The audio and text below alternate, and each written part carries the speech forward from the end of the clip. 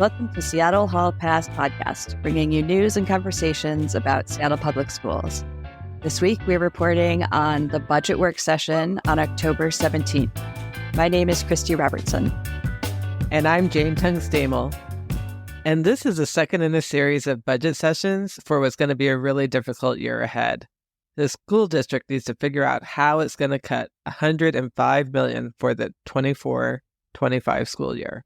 In this episode, we're going to cover some of the factors that led us to this point, some of the cost-saving ideas that are beginning to be tossed around, the possibility of school closures and consolidations and potential criteria for closing schools, the budget process timeline, as well as how the election will play into that, and finally, an initial report on the key takeaways from the well-resourced schools community meetings.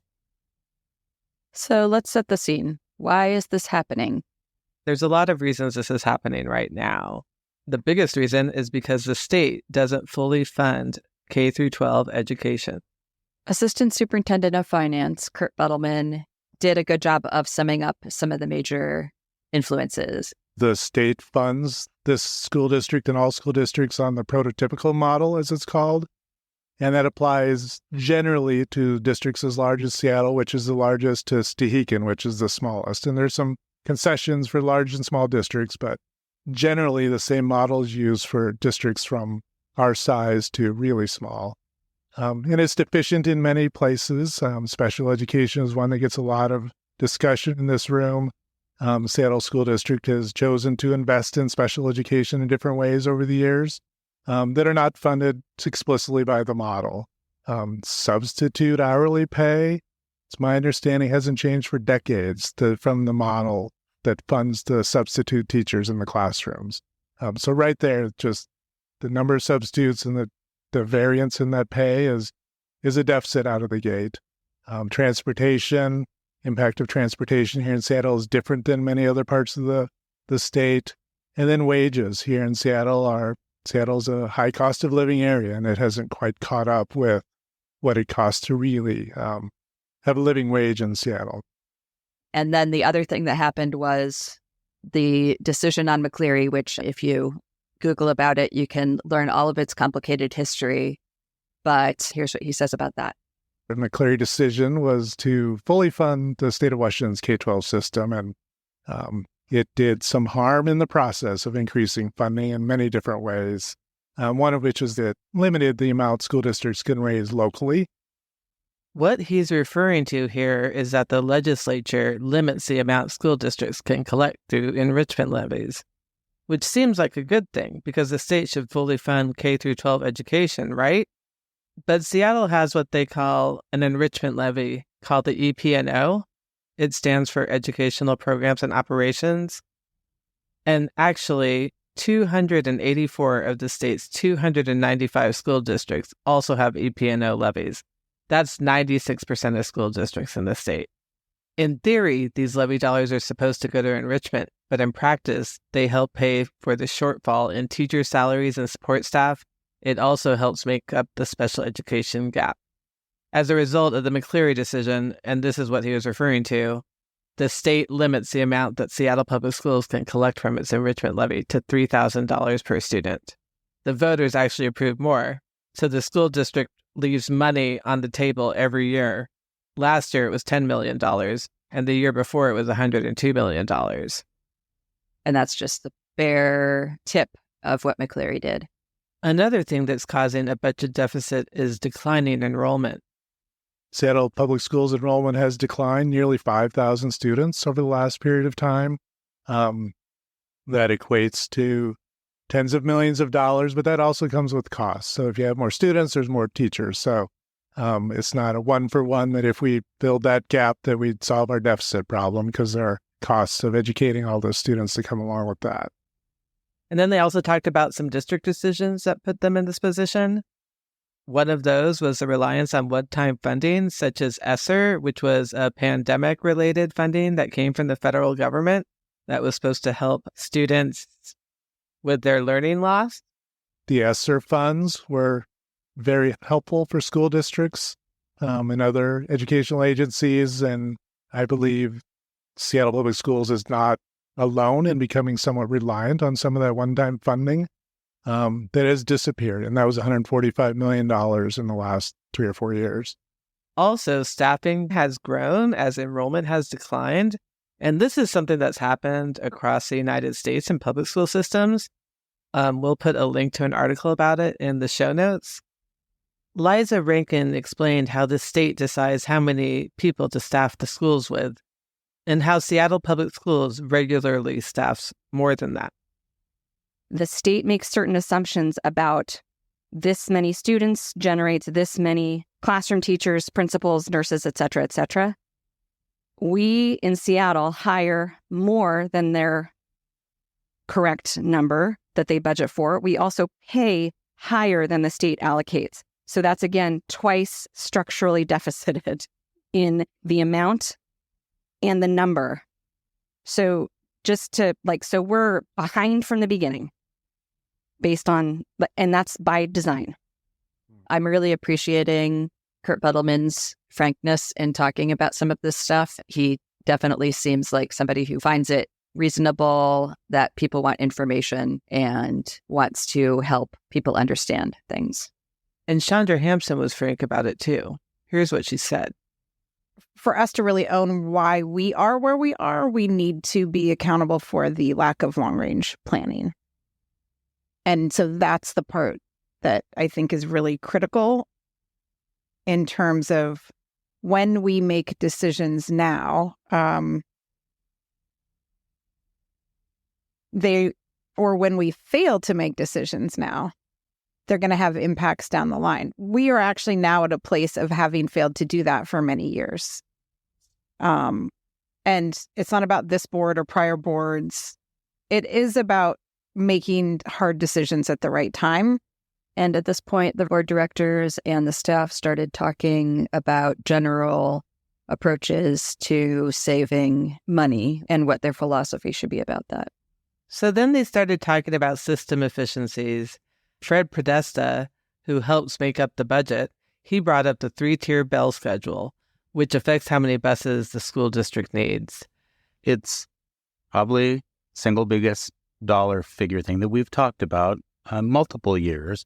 It is how many buses we put on the road, and that we run it, unlike all our surrounding districts, run a 2-tier bell schedule. And so I raised that point, not to rub salt in the wound, but that when we say inefficiency, I mean, we make choices. We always need to balance effectiveness and efficiency.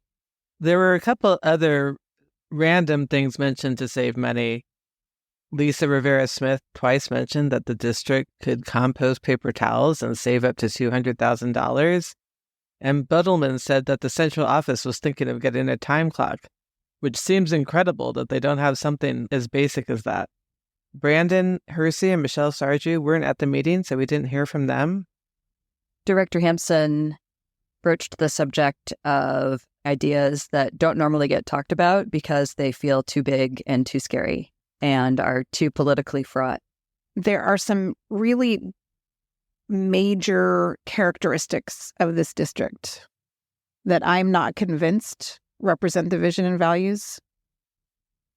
And I've never heard of or seen an analysis done. And I think in many cases we hesitate to ask some of the bigger questions about what should be considered because of fear of backlash.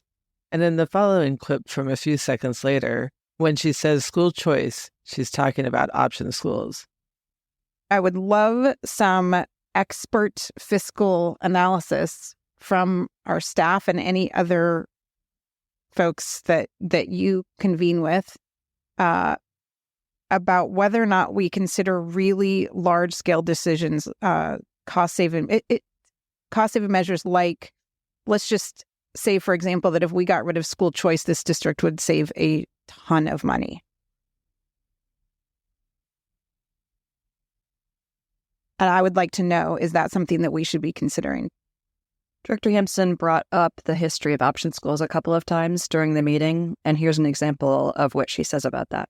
School choice was something that and all the many, many histories that I have read in Seattle Public Schools about Seattle Public Schools and why we have school choice was about white flight. From what I've been reading, to me, it seems like the history is more complex than this. We need to look at our history. Nearly all of it is imbued with racism.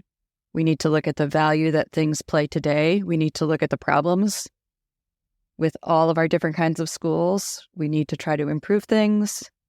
And nothing is cut and dry.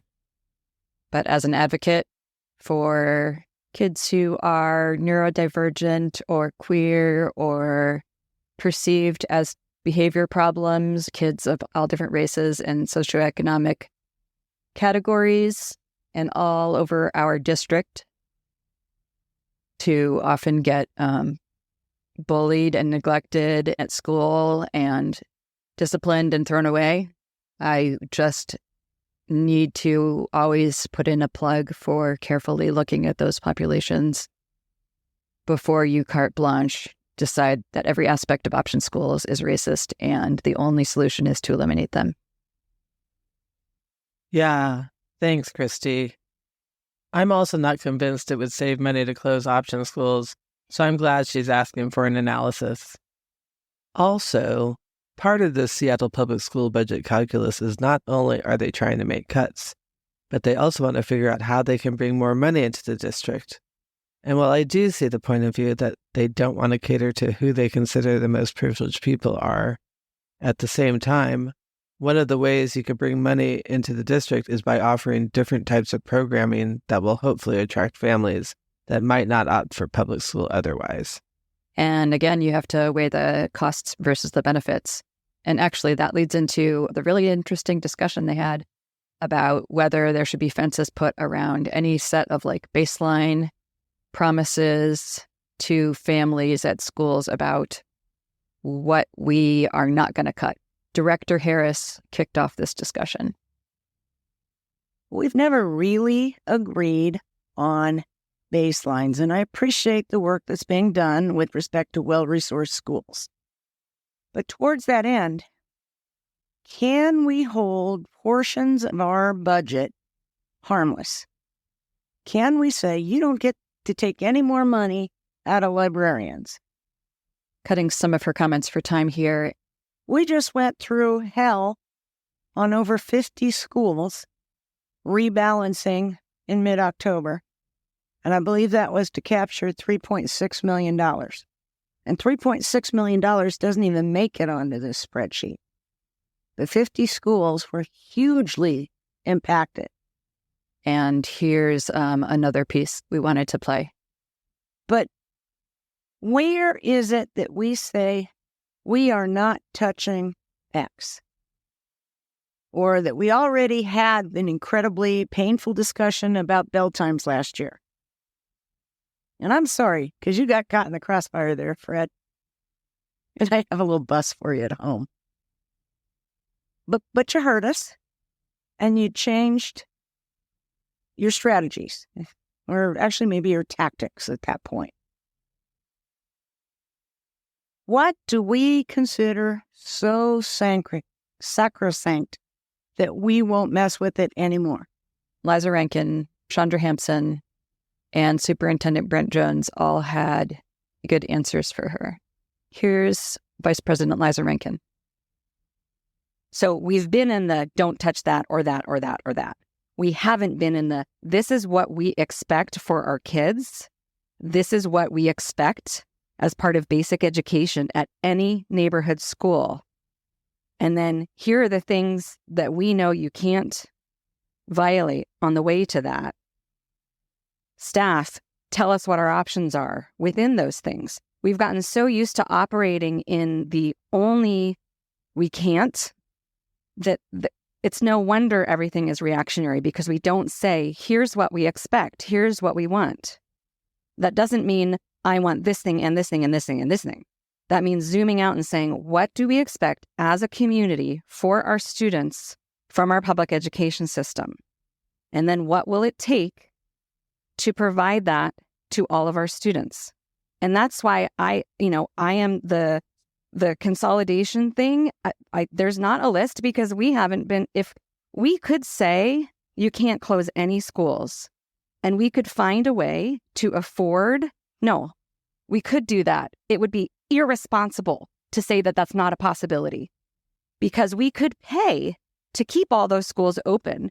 But as people have experienced, when you're at a school where the difference of 4 kids means a teacher or not, that's a hard place to be in. I personally find it frustrating that this point of view is being characterized simply as austerity. From my perspective, saying that we need to put everything on the table and measure them against each other and consider what is going to result in the best impacts for all the kids within our budget. As long as you're still advocating for more funding, that's not austerity. Some of what's happening is austerity, and it would be helpful to label it as such. For example, shuffling kids at more than half of our schools in October with no discussion of alternatives or student impact. And if that's the way school closures decisions are going to be done, that's the fear. Anyway, here's Director Hampson's response to making sure that we stay focused on goals and not specific line items. We just started evaluating our superintendent on outcomes for students a year and a half ago. So, but that's still where we have to get to. When the Black community came and demanded SMART goals, it's because they wanted us to hold our superintendent accountable to outcomes for their children. And we are obligated to do that for Black children, for Native children, for Pacific Islander children, for Latino children, students receiving special education services. We have to still get better. And then Superintendent Jones shared his thoughts about putting student outcomes over line items. So when we talk about holding sacrosanct, I think we hold sacrosanct what, not the how. And if we can organizationally be mature enough to interrogate the how, I think collectively we have enough intellectual horsepower to figure that out. Where we will struggle is just the agreement on the what.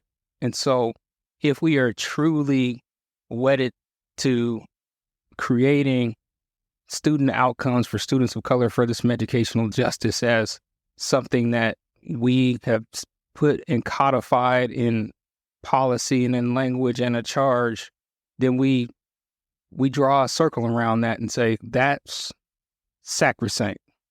And then anything that's not additive to that outcome is eligible for us to interrogate. I say let's keep this one. Hey, Jane, should we talk about closures and consolidations? Do you think anybody's wondering about that? Oh, yes. Closures and consolidations. And I don't know about all of you, but I am definitely wondering if my students' elementary school is going to close. And during the meeting, the district, one of their slides that they showed the board was that they estimate that it would save $750,000 to $2 million per school per year, every year that school is closed. Christy, do you want to talk about what they think the savings would be in? Sure. They say they would save money in administration, transportation, support staff, and building maintenance and operations. They didn't talk about the cost of closing schools, so I don't know if that's supposed to be the net savings after taking into account closing costs. It also doesn't appear that they're trying to do any kind of measurement of impact on the community or goodwill or impact on kids or anything like that. I don't know how, but there must be some way of quantifying things like that. That's not to say that you should never, ever close a school. I could see a calculation that does take those things into account where the decision is that it makes the most sense. It is interesting to think about when you do close a neighborhood school, there are probably many families who might seek a school elsewhere, maybe not their newly assigned school. what kind of revenue will be lost with that kind of decision.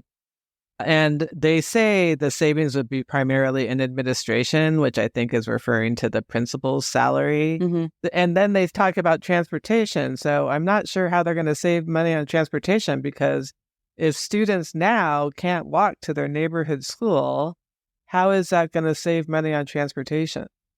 They talk about support staff. I think that's things like culinary services and custodians. So just from this list that they showed, I don't see how it's going to save up to $2 million per school site.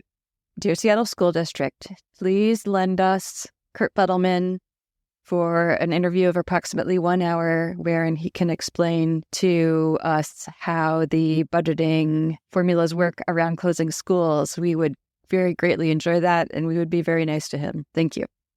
We're also really curious about what factors will go into deciding which schools will close. We've gotten to talk to a lot of great historians of the school district in doing this podcast, and we're going to talk a little bit about our best guess as to how these decisions are going to be made if they're done in the traditional budgeting way of just monetary and practical things that can fit into a spreadsheet and not student impact. We were recently talking to a parent who helped fight against closures and boundary redrawing 10 or 15 years ago. And what she told us is, she said, just look at a map, highlight each school that's getting rebuilt, and then look at the schools around them. And those are the schools that are probably going to be closed. Especially if they're small or in poor condition.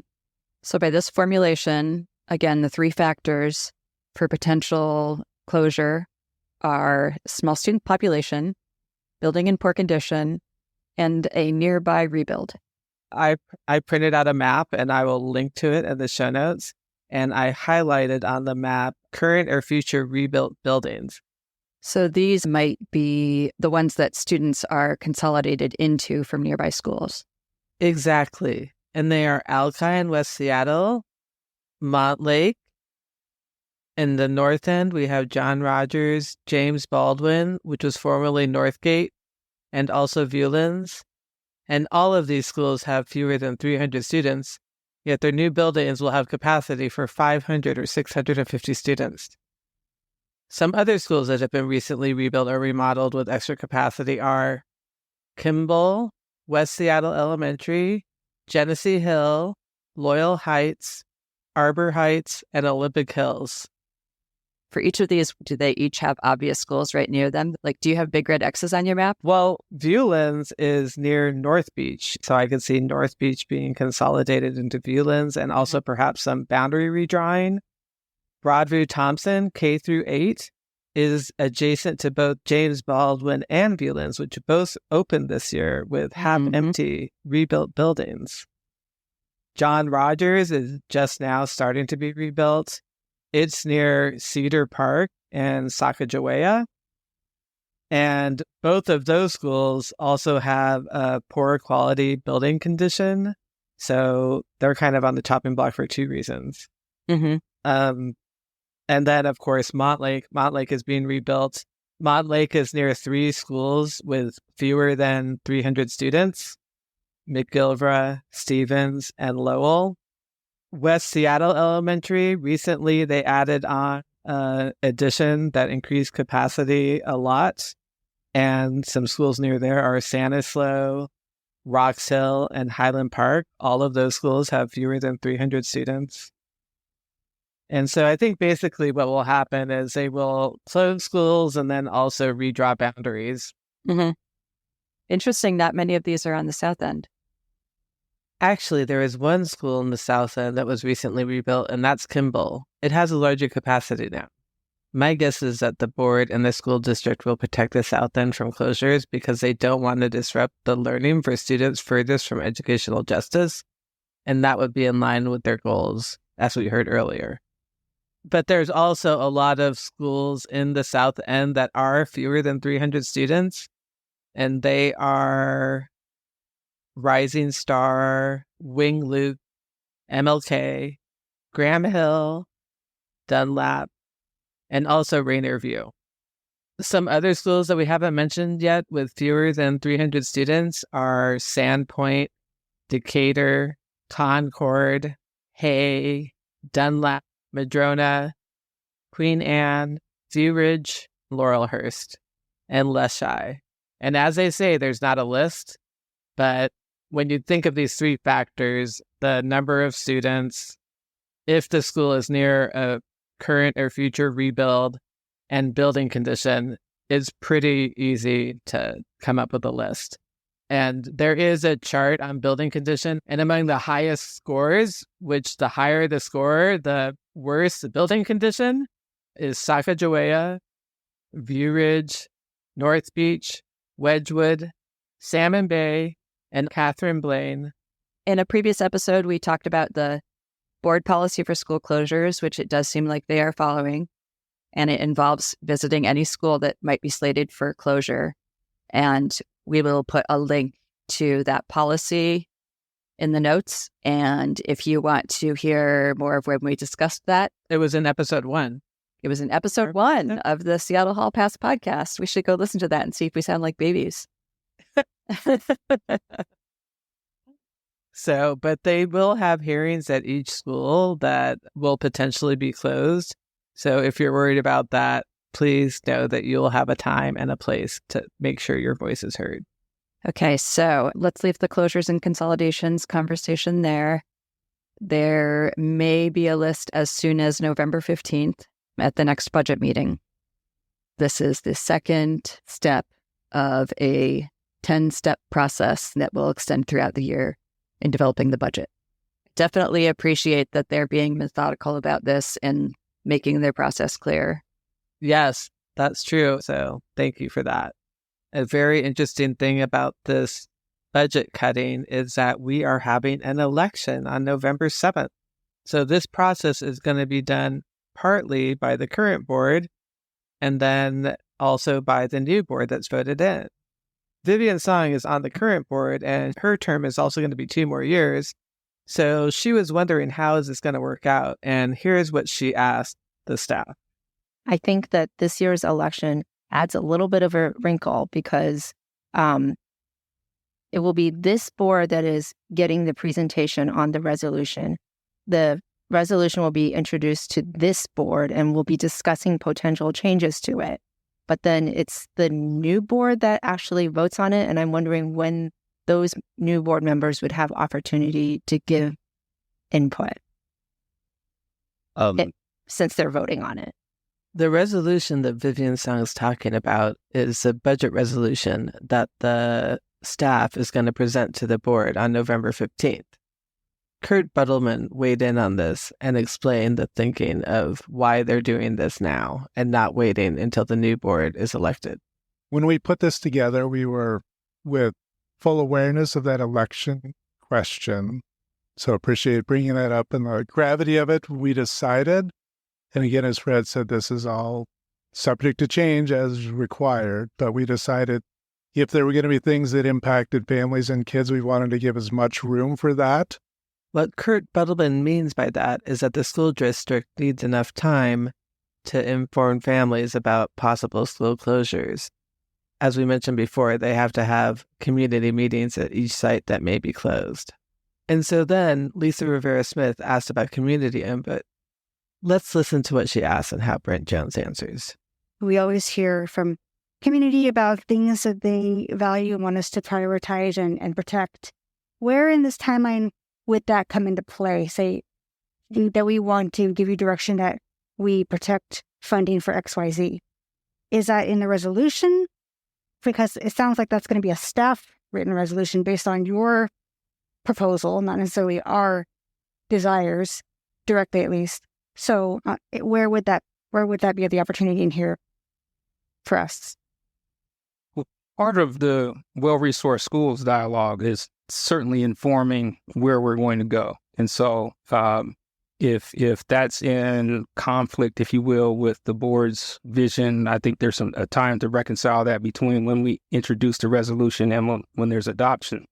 But I think we have a good capture, at least from that dialogue, as to where we are hearing the community need to go. But if there's additional feedback that you all have between now and November 15th, we stay open to that. And then after November 15th, there's an opportunity to make some adjustments as well. Brett Jones mentioned the well-resourced school sessions. Yeah, and so Chief of Staff Bev Redmond gave a summary of what they've collected from the well-resourced schools meetings and the survey. She and her team have been working really hard on consolidating the data, and she is going to have a full report, but she gave some of the top points from what they've seen. The first question, what are your favorite things about your school building? Some of the most frequently addressed comments from our community members are that they appreciate clean, safe, and well-maintained schools, and that feeling connected to their local neighborhood is super important to them. Many of the respondents named the value of modern design or redesign and the preservation of the old and historic elements of our school building, so a blend. Outdoor grounds and natural spaces, especially playgrounds, gardens, and fields. Well-designed interior spaces, such as high ceilings, natural indoor lighting, and large windows, and common spaces for students and family to gather and build, of course, community. The importance of the community, a warm and welcoming space, and communicative staff, extremely important to parents. What do they enjoy about, or what are the favorite things about their school buildings? Those were some of the general themes.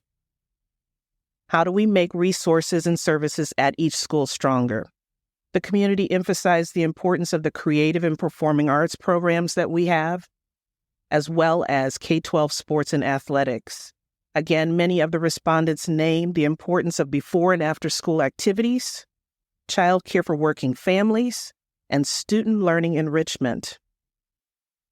Strong academic programs, especially in reading and math, world languages, STEM, including specialization in computer science and robotics, among the themes. Hands-on project-based and experiential learning, also named. More trades-based and college prep for high school students, and culturally representative curriculum and courses such as ethnic studies. The community also emphasized the importance of caring and skilled staff and educators, and the value of involving community-based organizations or our partners in school and learning, in the learning process. So those were the first two questions. Again, recapping favorite things about your school building. The second was, how do we make resources and services at our schools stronger? Leading into the third question, what kinds of programs do you and your students value most and why? Respondents prioritized the funding of full-time key staff at each school, including counselors, nurses, social workers, librarians, and family support workers. Many respondents also emphasized strong mental health services at each school and social emotional learning support at each school, restorative justice approaches for student discipline and behavior intervention, and then strong special education and multilingual learners services. And beyond that, many community members have named their desire for smaller class size, and others recommended more equitable distribution of resources, for example, redistributing PTA funds. That's what we know so far about well-resourced schools, and that's what Superintendent Jones says is the main source of their guidance from community. And on that concludes this episode. Our show notes are available at seattlehallpass.org, and there you can also subscribe to our feed or make a donation to help us cover our software expenses. Email us at hello@seattlehallpass.org. We'd love to interview you if you're part of the Seattle school community. Parents, teachers, staff, school board directors, and even Superintendent Jones. I'm Christy Robertson. And I'm Jane Tungstamel. We'll be back with more episodes soon, and we hope you'll join us next time on Seattle Hall Pass. Woo!